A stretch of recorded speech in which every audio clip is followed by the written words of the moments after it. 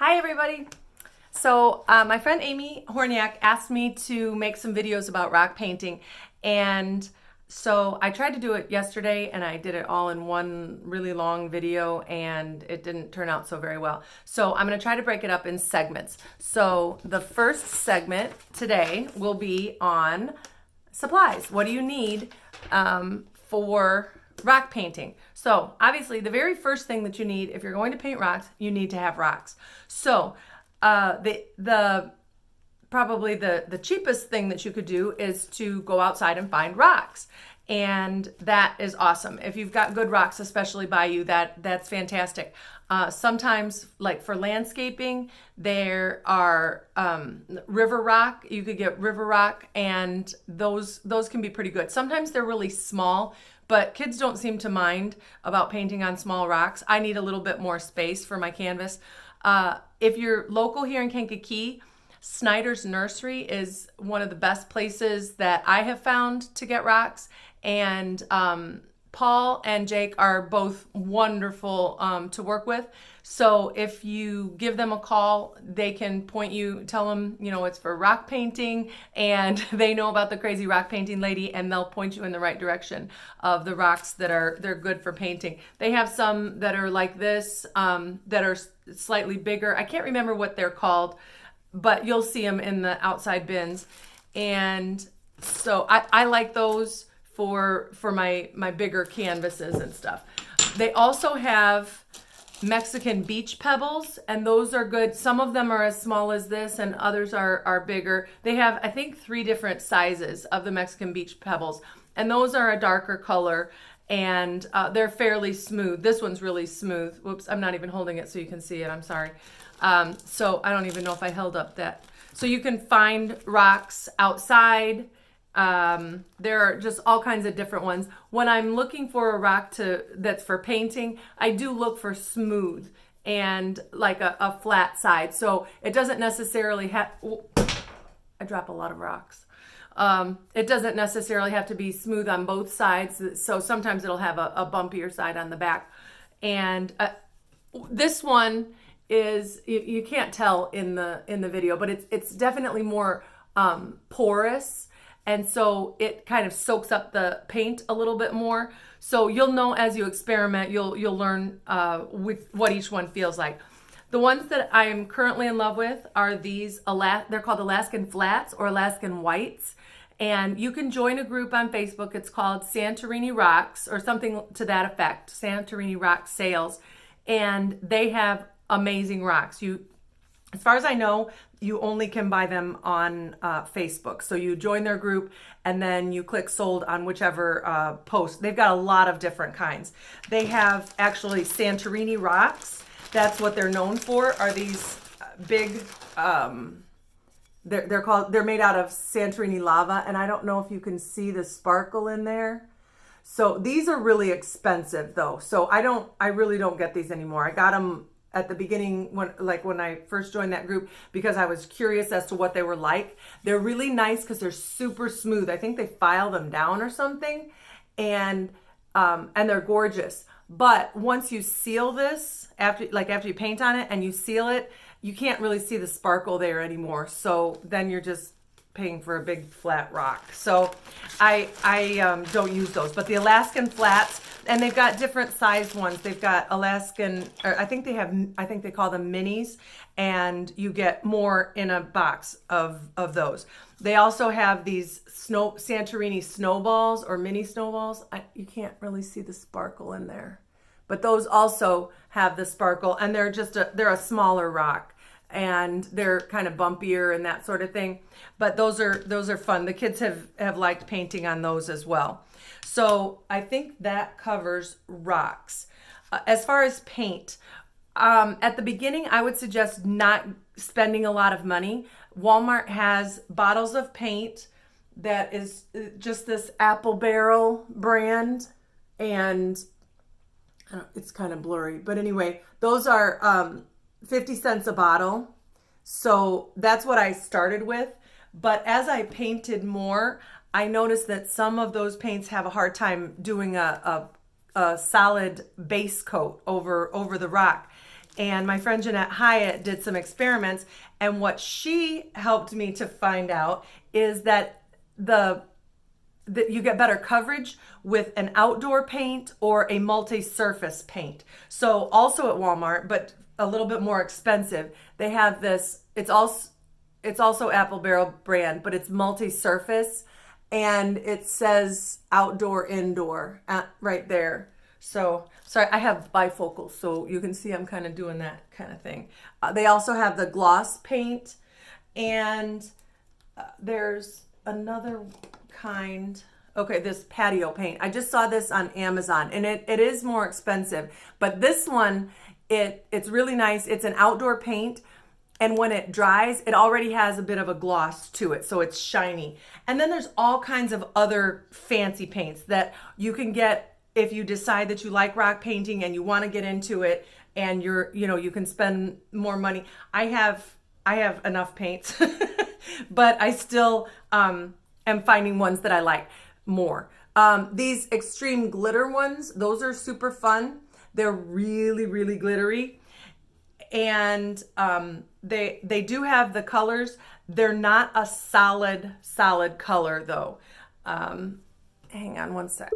Okay, so to give you an idea of it, this rock is painted with the blue extreme glitter. So you can see there's a bit of a blue hue, but it's definitely not opaque. This is pretty transparent for the color. So if you want the color, you either do it darker, you do more coats, or do it thicker paint, or paint the rock a color and then do the glitter over it. So that's what I've got there. I have a blue metallic paint, and then I believe it's called hologram. It's the extreme glitter hologram.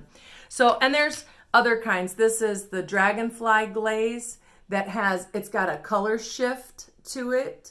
So that one, it's a glitter and it changes color. One of the glitters that I do not love is this one called Glitterific. It's brand Folk Art, and it's called Glitterific. And I bought one that was clear, and it came out, it was really, really thick, and I thought maybe I just got an old one off the shelf or something. So I did give it another chance, and I bought this other this other color from a different store, and it is so thick that it's almost impossible to use. You can see it doesn't even look like paint. It looks more like ketchup. Yeah, pink glittery ketchup. So anyway, so it's hard to use. So you kind of have to pile it on. It just doesn't paint on very well. So you can work with it. It's just, you got to kind of figure out how. And it does look pretty. I don't know if you can see the bigger chunks of glitter there. I did use that over the peach color. You can't really see, but it's definitely raised. There are parts that are raised, and it's a little bit scratchy. So I had to seal that one a little bit more because of that thick glitter. Okay, what else was I going to talk about? So the paints, I think we're good on paints. The paint brushes. Okay, so you want to not leave your your paintbrushes in the water. And I'm going to show you why, because I do. It messes up your brushes. So you can see that one has seen better days.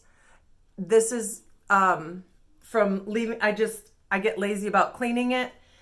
I have a cup of water, and then I have a cup of alcohol, because sometimes if you don't get all the paint out, it can be a little bit stiff. So I'll use the rubbing alcohol to soften up the bristles. And I don't use any special, these are from Walmart. This is just, I get a multi-pack and kind of use whichever one, floats my boat.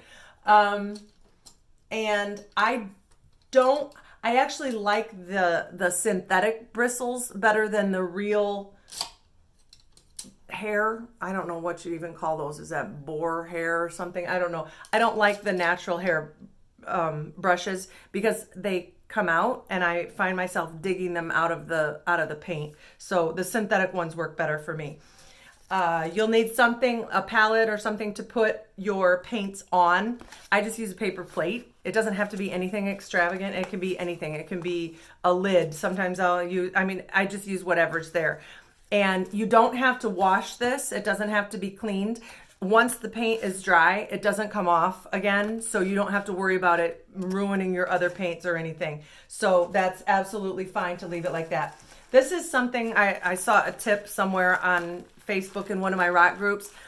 This is it's a bag of rice. I have it double bagged so that it doesn't come open or anything, but it's literally just rice in here. And some rocks are a little more rounded on the bottom and they don't sit very still. And when you're trying to paint, they move. And so this helps it to sit in place and kind of stabilize it while you're working on it. And let's see, I won this actually, and I have never used it. This is carbon paper, and you can get these styluses on Amazon, or I got my first ones on Amazon, and they're actually for fingernails, like at the nail places when they do the nail art on really long fingernails. So I'm trying to get it out. It's just a dotting tool. It's a tool with a dot, like a ball on each end. So you just put the carbon paper over your rock, and then the image that you want to copy, and then you just trace over it with the stylus, and it will transfer the image onto the rock. I have never done that, but I know a lot of people in my rock groups have done that and use that. So if you're feeling like, oh, I can't draw something, then you could do it. You could start out that way.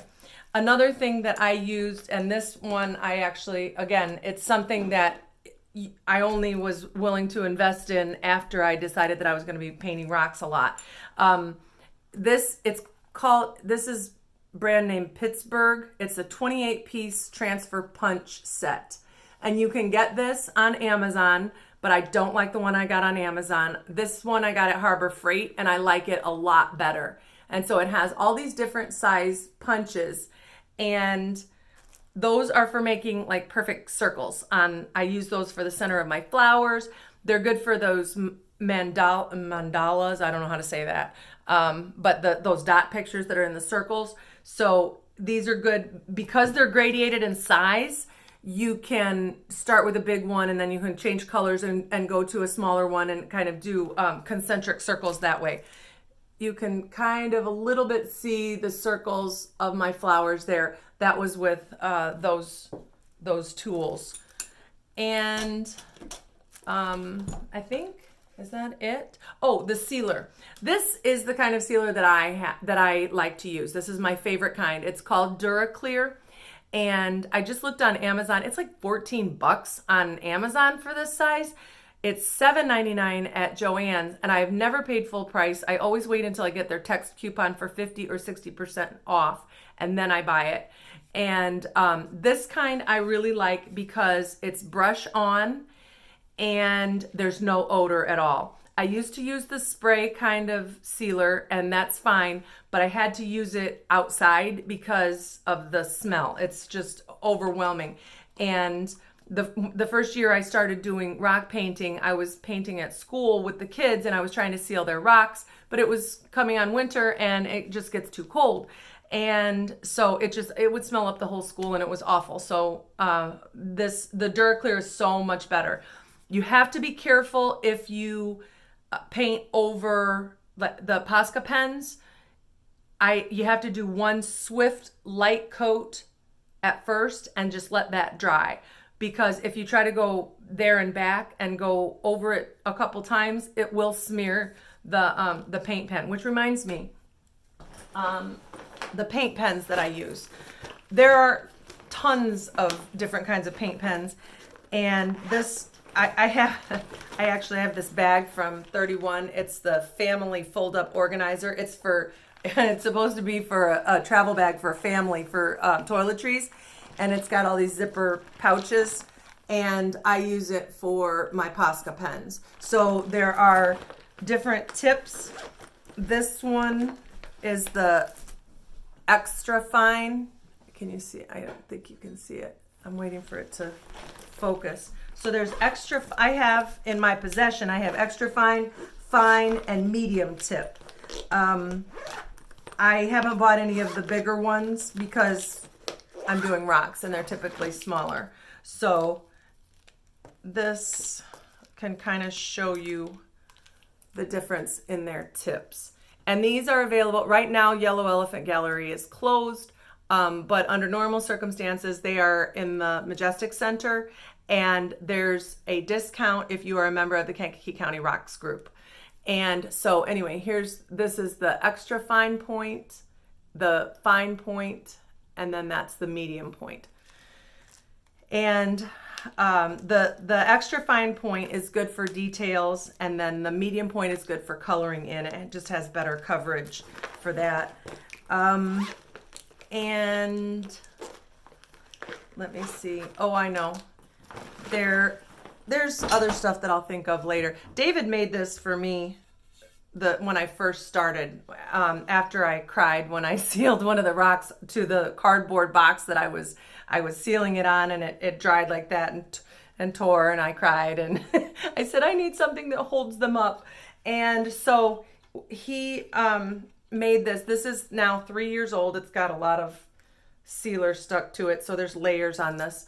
But he just he pounded nails into this board, and I actually like that it's this long skinny board. You can do different kinds, but this one allows me to just put them in one straight line.